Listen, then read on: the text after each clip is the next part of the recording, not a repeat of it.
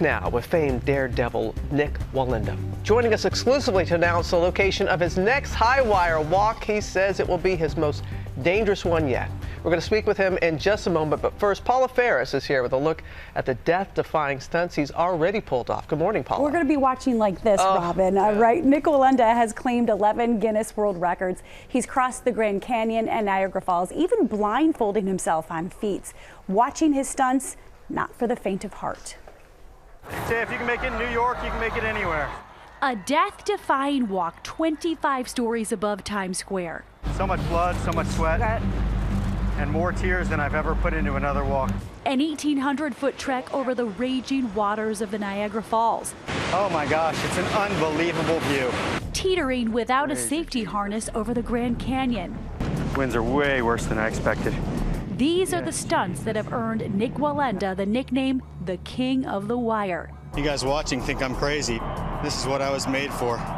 But for Wallenda, the risky walks are in his DNA. He's a 7th-generation wire walker from the famed Flying Wallendas. Now Wallenda is bracing for a new, explosive stunt, taking his show to one of the most volatile and dangerous locations on Earth.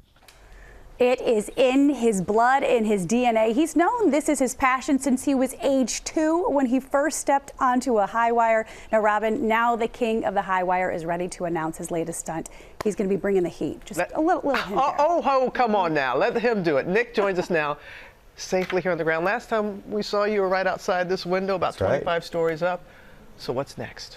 Well, on March 4th, right here live on ABC, I'm going to become the first person in the world to walk a wire directly over an active volcano. Come again?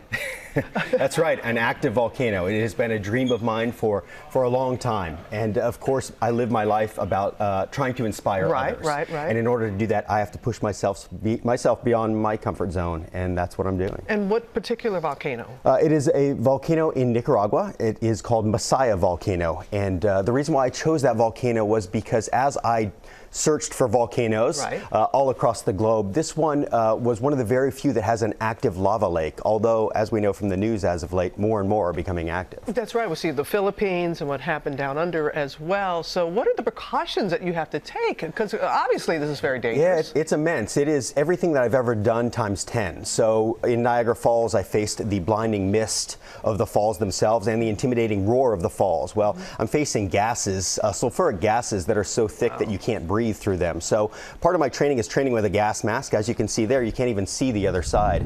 So part of my training is training blindfolded because there is a great chance that I won't be able to see. In fact, on the set, we will have infrared cameras in case you can't see me with the naked eye during that walk. Other precautions that you have to take to do Yeah, this? absolutely. So training for distance. This is not only over a volcano, but it is the longest walk I've ever attempted. It is the highest walk, higher than One World Trade Center, the tallest skyscraper in New York City. So this is truly the greatest challenge that I have ever faced. Oh my goodness. How do you come up with this? I mean, you know, it's funny. My family's done this for a couple hundred years. It is my life. My great-grandfather said life is on the wire. Everything else is just waiting. So this is who I am. So in the middle of the night, I'll have dreams, and it'll be things like, hey, it'd be pretty amazing to walk between the pyramids in Egypt, or it'd be pretty amazing walking between the tallest skyscrapers in the world, or over Times Square, or over an active volcano. And is it true since the age of 2? It is. That's right. Actually, my mom was 6 months pregnant with me and walking the wire, so longer than I've been walking on Earth. Well, please take care, and thank you for sharing that with us, and just hope that everybody in your family is doing well. Thank you so much. Thank you, Nik. And you can see the 2-hour event, Volcano Live with Nik Wallenda, March 4th, starting at 8 p.m. Eastern, right here on ABC.